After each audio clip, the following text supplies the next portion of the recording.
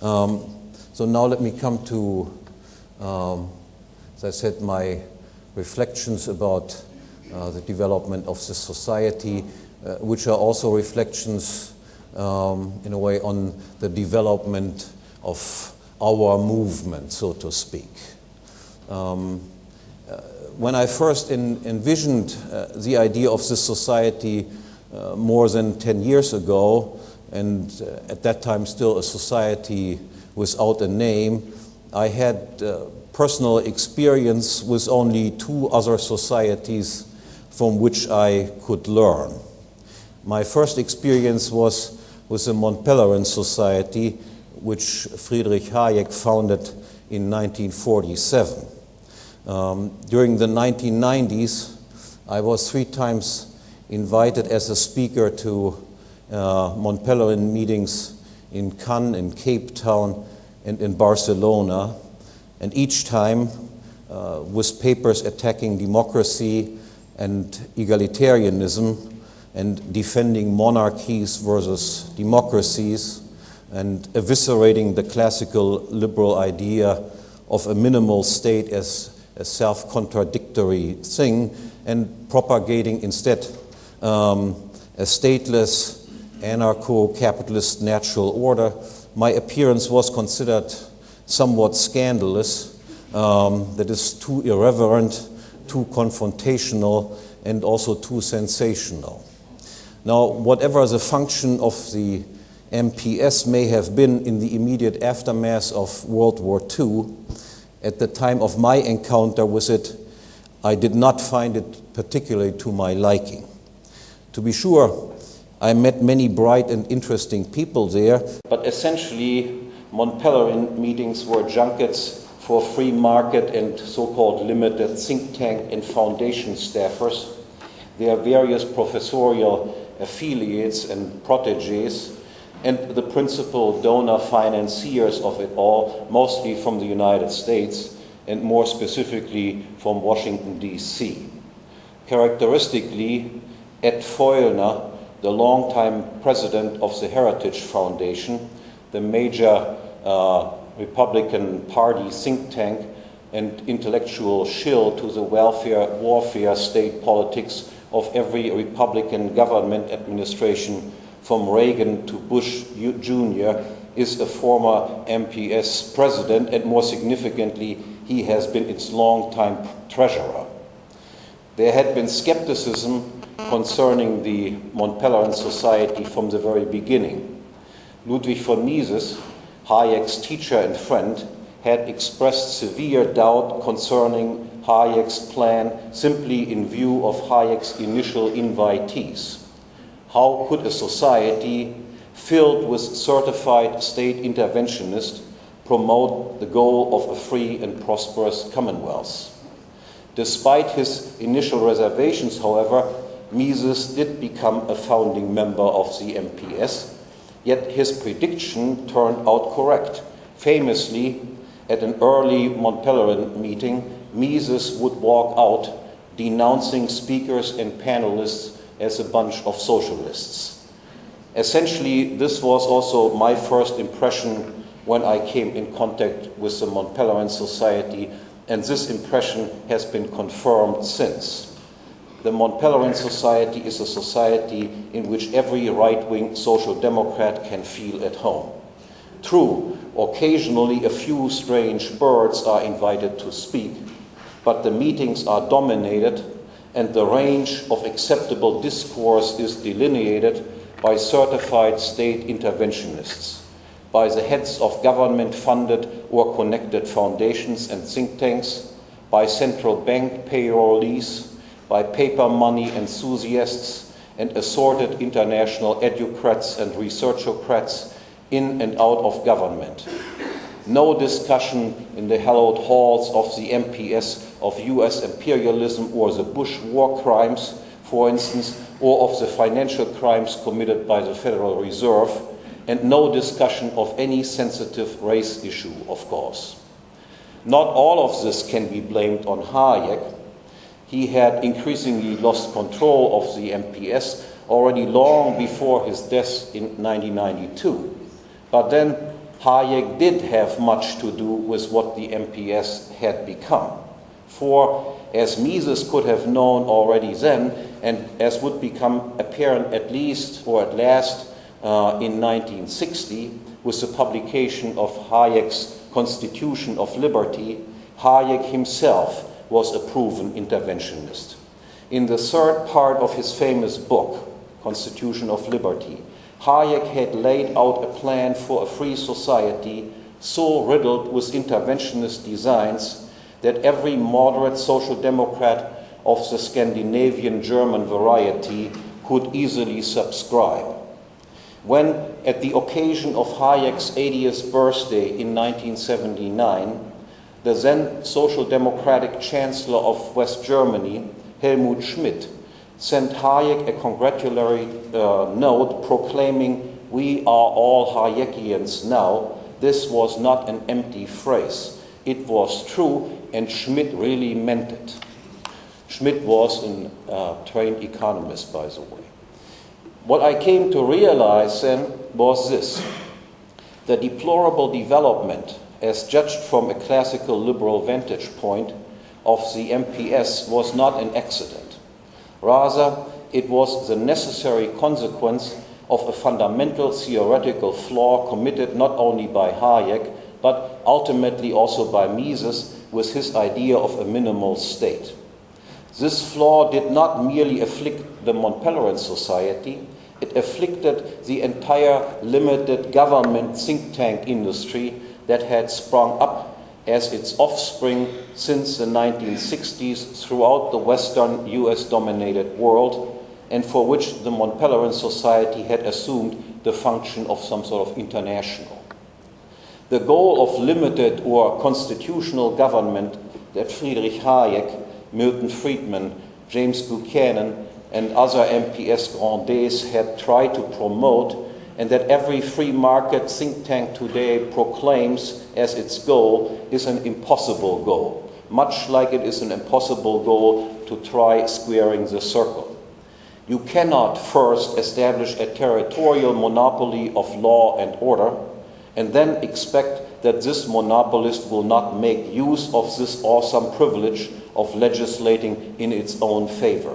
And likewise, you cannot establish a territorial monopoly of paper money production and then expect that the monopolist will not use its power of printing up ever more money. Limiting the power of the state, once it has been granted a territorial monopoly of legislation, is impossible. It is a self-contradictory goal.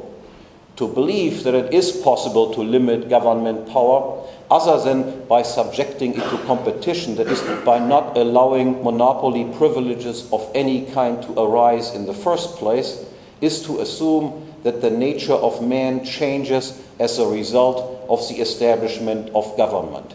Very much like the miraculous transformation of man that socialists believe to happen with the onset of socialism.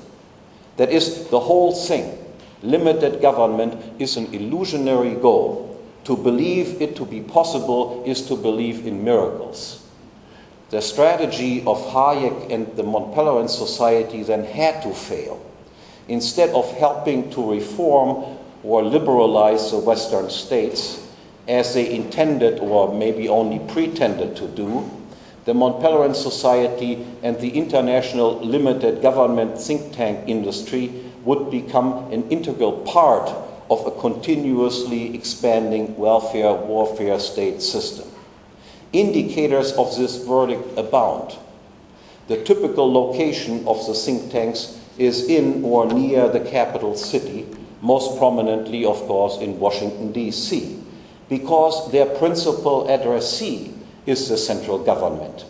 They react to measures and announcements of government, and they suggest and make proposals to government. Most contacts of think tankers outside their own institution are with politicians, government bureaucrats, lobbyists, assorted staffers and assistants.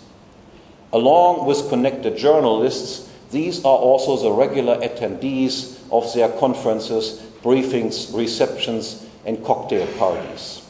There is a steady exchange of personnel between think tanks and governments, and the leaders of the limited government industry are frequently themselves prominent members of the power elite and the ruling class.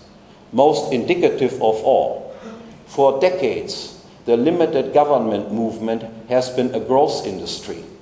Its annual expenditures currently run in the hundreds of millions of dollars, and billions of dollars likely have been spent in total since these institutions came into existence. All the while, state expenditure never and nowhere fell, not even once, but instead always and uninterruptedly increased to ever more dizzying heights.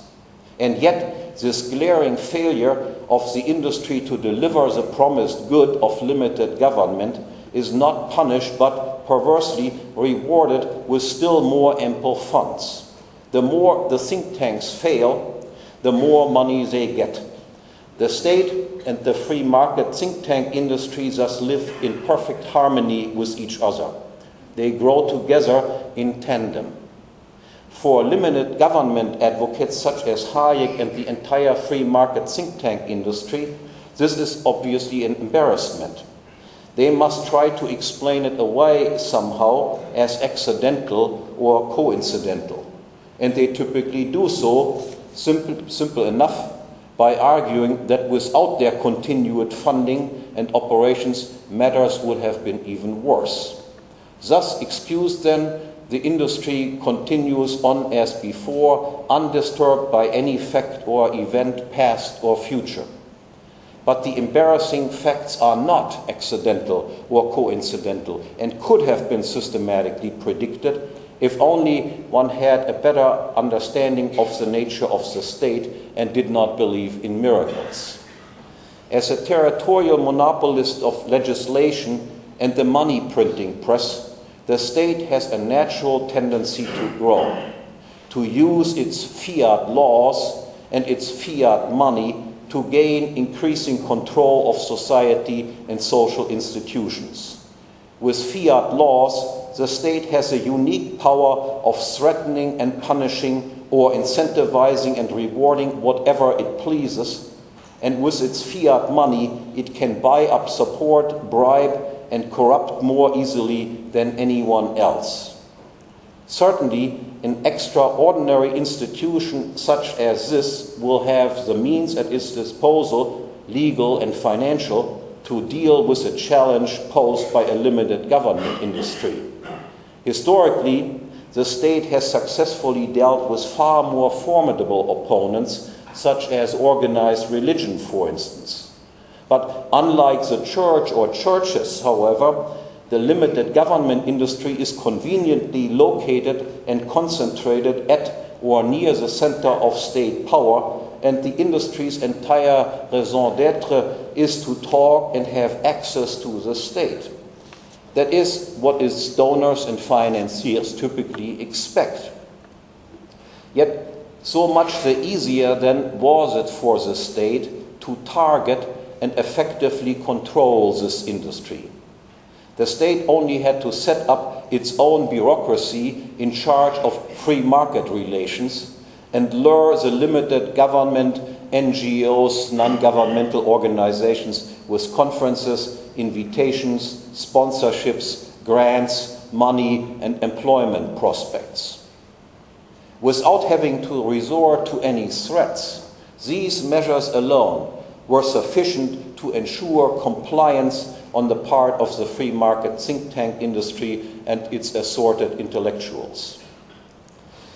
The market demand for intellectual services is very low and fickle, and hence intellectuals can be bought up cheaply.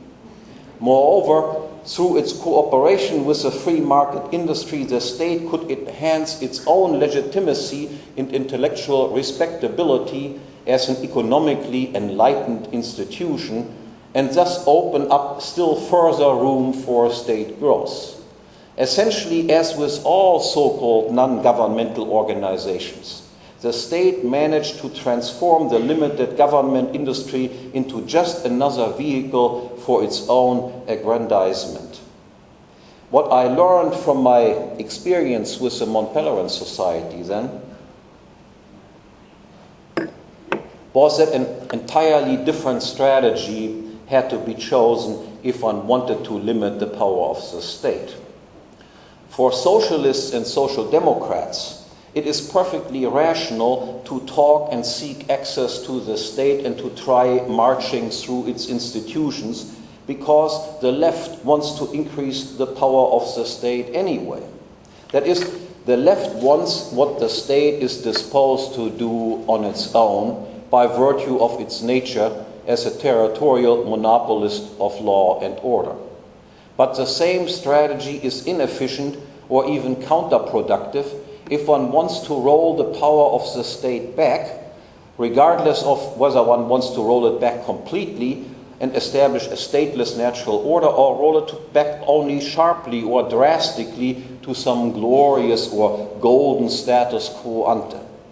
In any case, this goal can only be reached if, instead of talking and seeking access to the state is openly ignored, avoided, and disavowed, and its agents and propagandists are explicitly excluded from one's proceedings.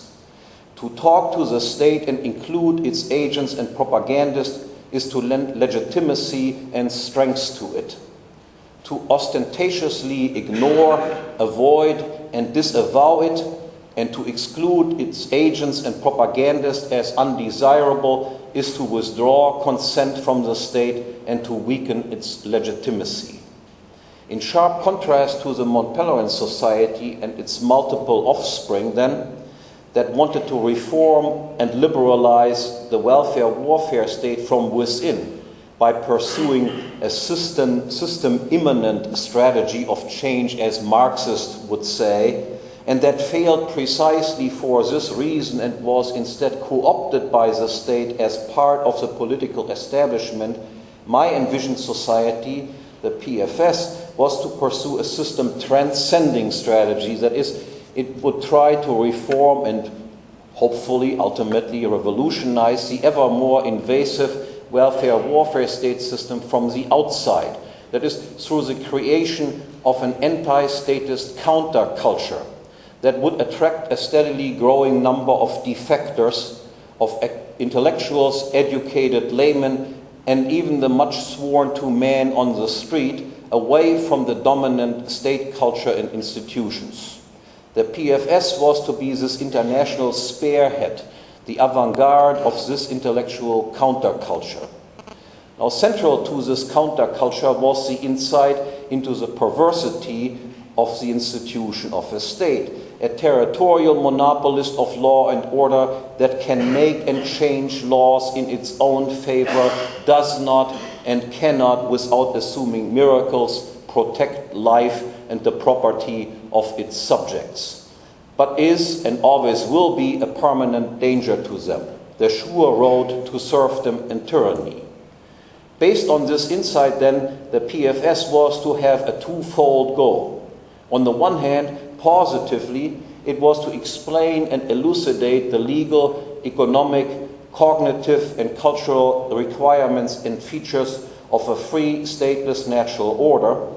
And on the other hand, negatively, it was to unmask the state and showcase it for what it really is: an institution run by gangs of murderers, plunderers, and thieves, surrounded by willing executioners, propagandists, sycophants, crooks, liars, clowns, charlatans, dupes, and useful idiots. And an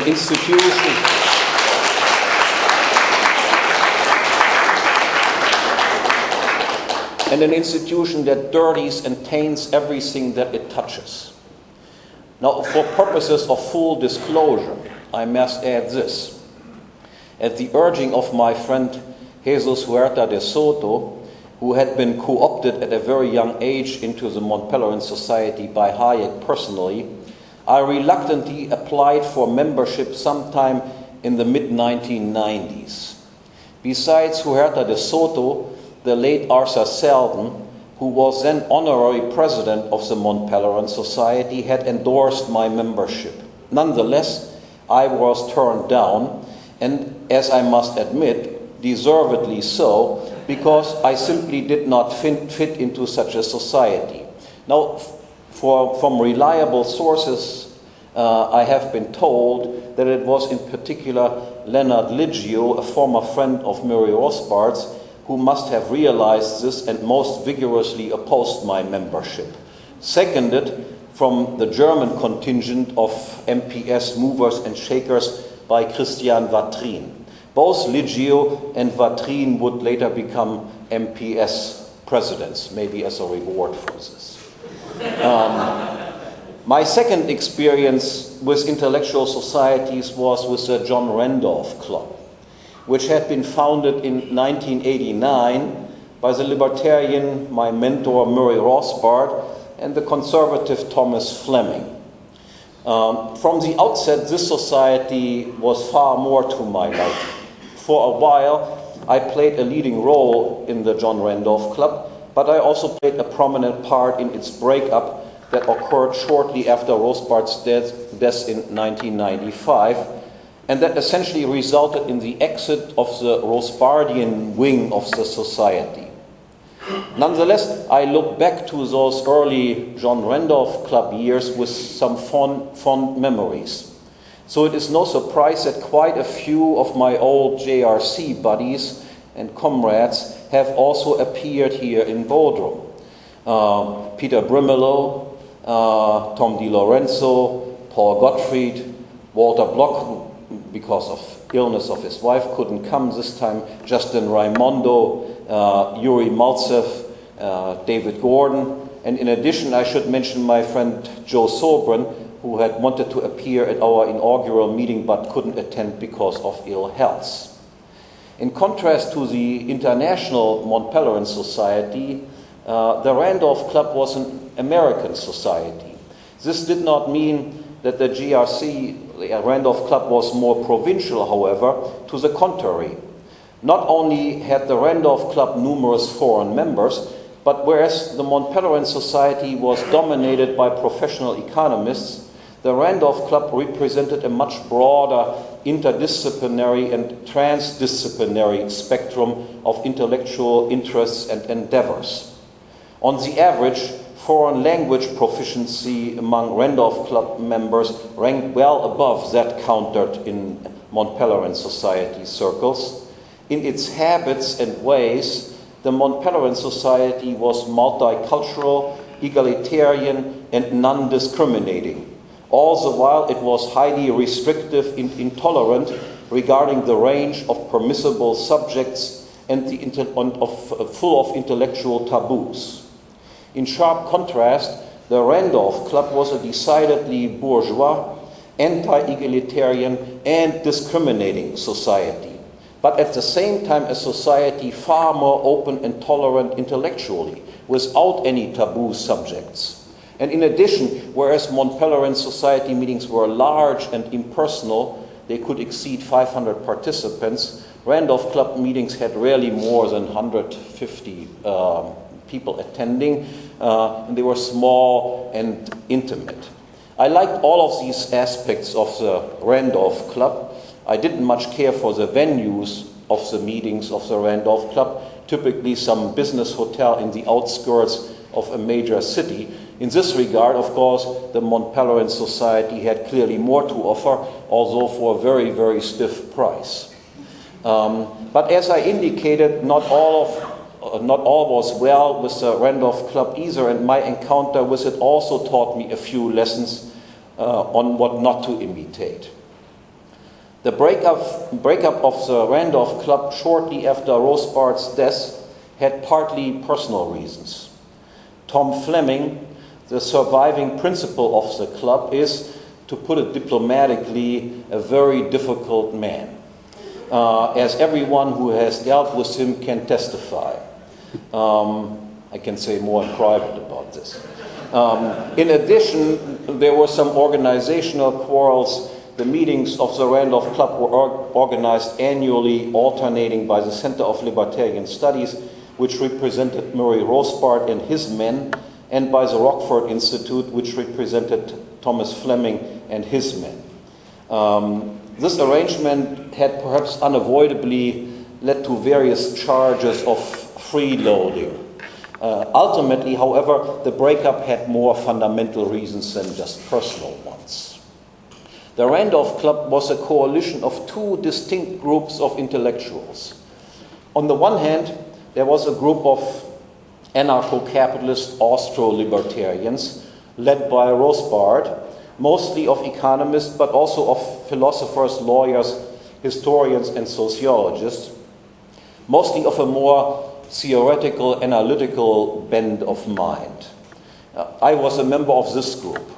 On the other hand was a group of writers associated with the conservative monthly Chronicles, a magazine of American culture, and its editor, Thomas Fleming. Paul Gottfried was a member of that group. The conservative group did not have any economists of note and generally displayed a more empirical bent of mind. Apart from historians and sociologists, it included in particular also men of letters, of philologists, literary writers, and cultural critics. On the libertarian side, the cooperation with conservatives was motivated by the insight that while libertarianism might be logically compatible with many cultures, sociologically, it required a conservative bourgeois core culture. The decision to form an intellectual alliance with conservatives then involved for the libertarians a double break with the establishment libertarianism as represented, for instance, by the Washington, D.C. free market Cato Institute. This establishment libertarianism was not only theoretically in error with its commitment to the impossible goal of limited government and centralized government at that, it was also sociologically flawed with its anti-bourgeois, indeed adolescent, so-called cosmopolitan cultural message of multiculturalism and egalitarianism, of respect no authority, of live and let live, of hedonism and libertinism. The anti-establishment Austro-libertarians sought to learn more from the conservative side about the cultural requirements of a free and prosperous commonwealth. And by and large, I think they did and learned their lesson. At least I think that I did. For the conservative side of the alliance, the cooperation with the Austrian anarcho-capitalists signified a complete break with the so-called neoconservative movement that had come to dominate organized conservatism in the United States, and which was represented, for instance, by such Washington, D.C. think tanks as the American Enterprise Institute and the Heritage Foundation. The paleo-conservatives, as they came to be known, opposed the neoconservative goal of a highly and increasingly centralized, economically efficient welfare warfare state as incompatible with the traditional conservative core values of private property, of family and family households, of local communities, and of their protection. There were some points of contention between the paleo-cons and the libertarians on the issue of abortion and immigration, and on the definition and necessity of government. But these differences could be accommodated in agreeing that their resolution must not be attempted on the level of the central state or even some supranational institution such as the United Nations, but always on the smallest level of social organization, that is, on the level of families and of local communities. For the paleo-cons, secession from a central state was not a taboo, and for the Austro-libertarians, secession had the status of a natural human right, while establishment libertarians, such as the Cato Institute, typically treat secession as a taboo subject. Hence, cooperation with the conservatives and the libertarians was possible. Moreover, the cooperation with the Austro-libertarians was to afford the conservatives the opportunity of learning sound Austrian school economics, which was an acknowledged gap and weakness in their own intellectual armor, especially vis-à-vis their neoconservative opponents. However, with some notable exceptions, the conservative group failed to live up to these expectations. And this, then, was the ultimate reason for the breakup of the Libertarian Conservative Alliance that was accomplished with the John Randolph Club, namely that while the libertarians were willing to learn their cultural lesson, the conservative did not want to learn their economics. This verdict and the consequent lesson was not immediately clear, of course. It was driven home only in the course of the events. In the case of the Randolph Club, the event had a name. It was Patrick Buchanan, a TV personality, commentator, syndicated columnist, best-selling book author, including some serious works on revisionist history, a very charismatic man, witty and with great personal charm, but also a man with a deep and lasting involvement in Republican Party politics. First as a Nixon speechwriter and then as a White House director of communications under Ronald Reagan. Pat Buchanan did not participate directly in Randolph Club meetings, but he had personal ties to several of its leading members on both sides of the club, but especially to the Chronicles group, which included some of his closest personal advisors. And he was considered a prominent part of the countercultural movement that was represented by the Randolph Club. In 1992, Buchanan challenged then sitting President George Bush for the GOP presidential nomination. He would do so again in 1996 when he challenged Senator Bob Dole for the Republican nomination. And again in 2000, he would run as a presidential candidate for the Reform Party. Now, Buchanan's challenge was impressive at first, nearly upsetting Bush in the New Hampshire primary, and it initially caused considerable enthusiasm in Randolph Club circles. However, in the course of Buchanan's campaign, and in reaction to it, open dissent between the two Randolph Club camps broke out regarding the correct strategy.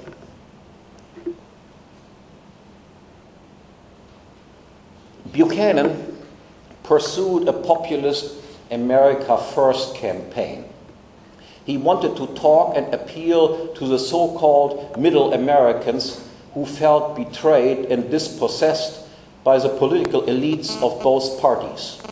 After the collapse of communism and the end of the Cold War, Buchanan wanted to bring all American troops back home, dissolve the NATO, leave the United Nations, and conduct a non-interventionist foreign policy, which his neoconservative enemies smeared, of course, immediately as isolationist.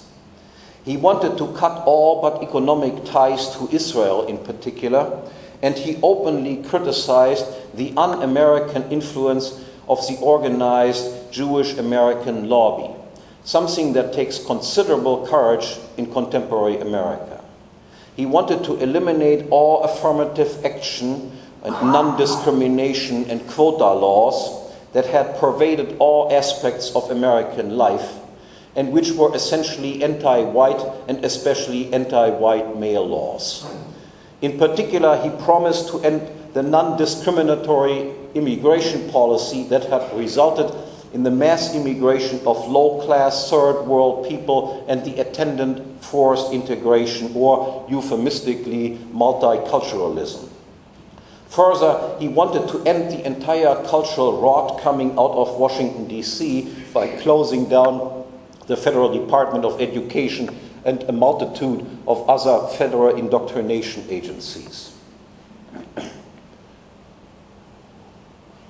But instead of emphasizing these, at that time, widely popular rightist cultural concerns, Buchanan, in the course of his campaign, increasingly intoned other economic matters and concerns, all the while his own knowledge of economics was rather skimpy. Concentrating on what he was worst at then, he increasingly advocated a leftist economic program of economic and social nationalism. He advocated tariffs to protect essential American industries and to save American jobs from unfair competition by foreigners, and he proposed to protect middle Americans by safeguarding and even expanding the already existing welfare state programs of minimum wage laws, unemployment insurance, Social Security, Medicaid, and Medicare.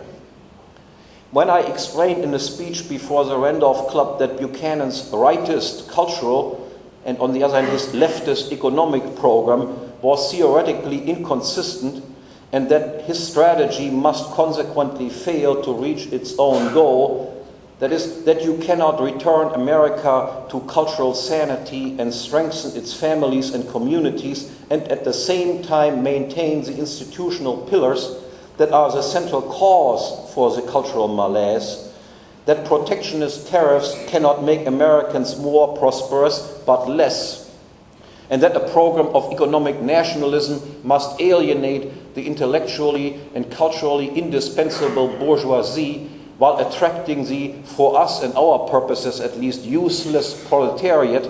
It almost came to an eclat. The conservative group was up in arms about this critique of one of their heroes.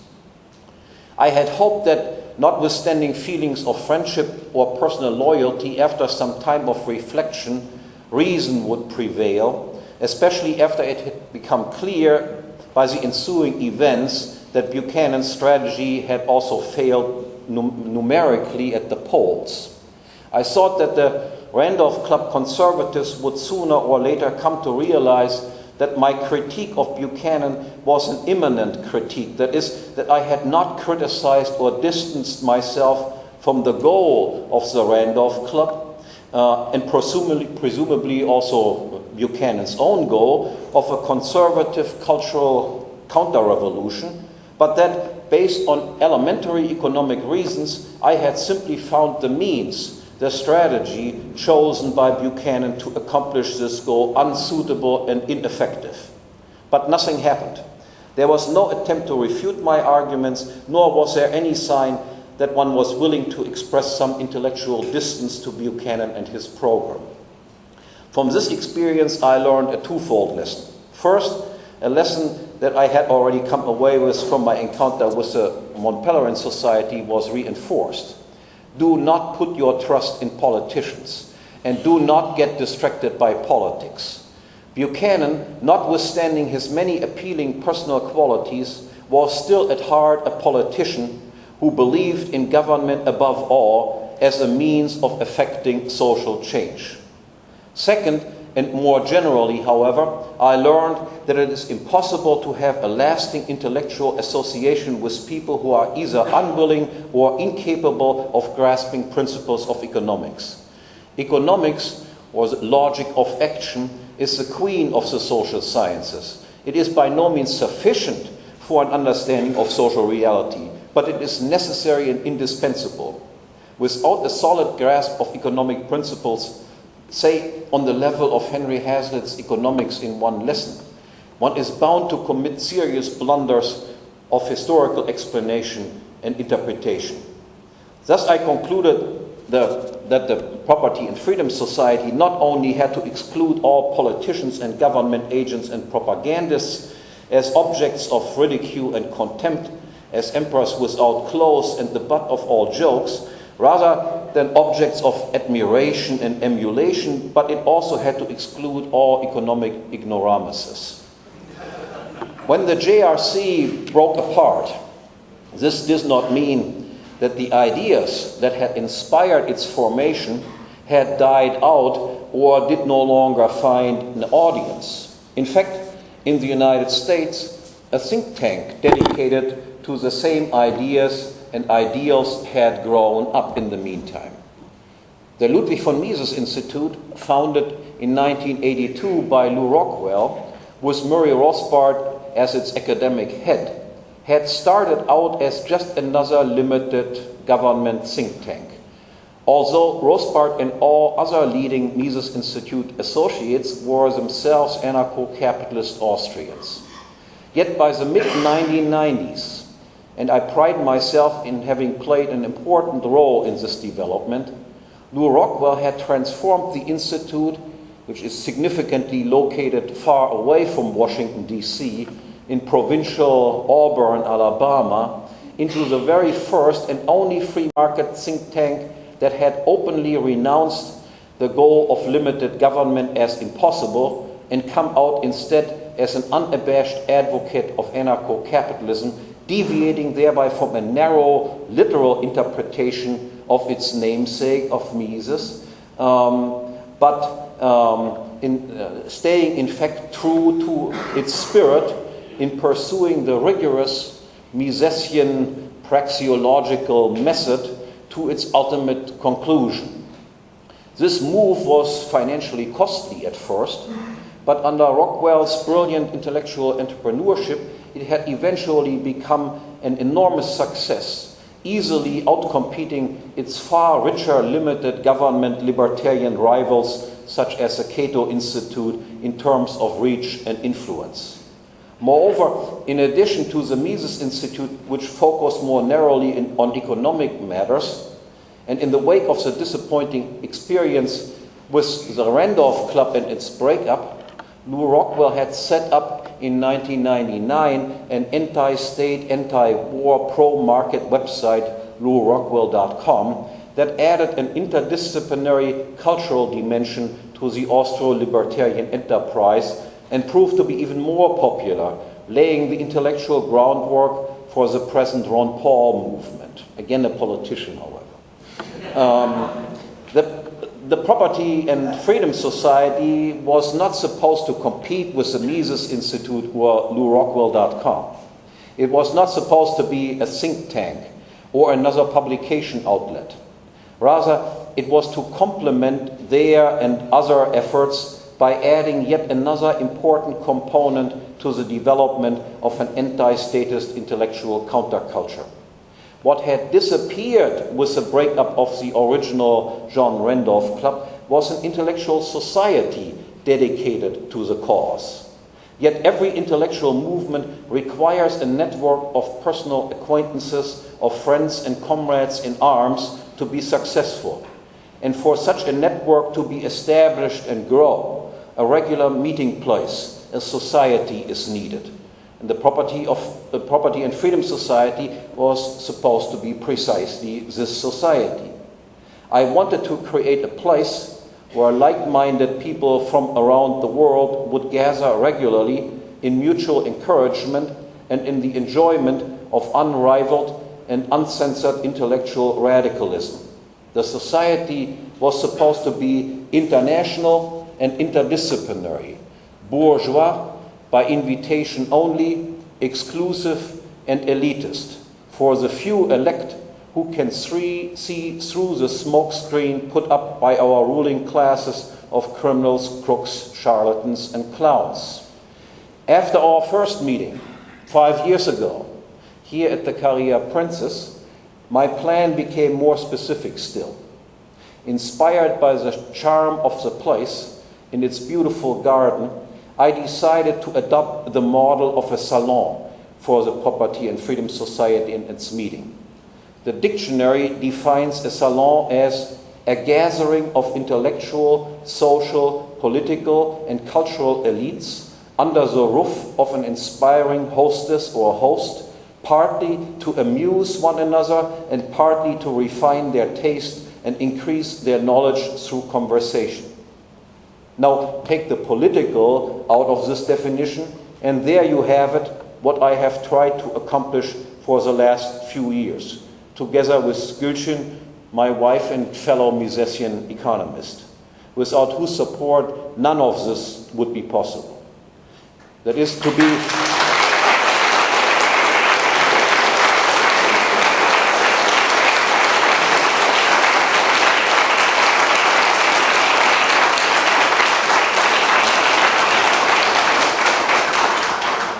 So what we want to be is to be hostess and host to a grand and extended annual salon, and to make it, with your help, the most attractive and illustrious salon there is.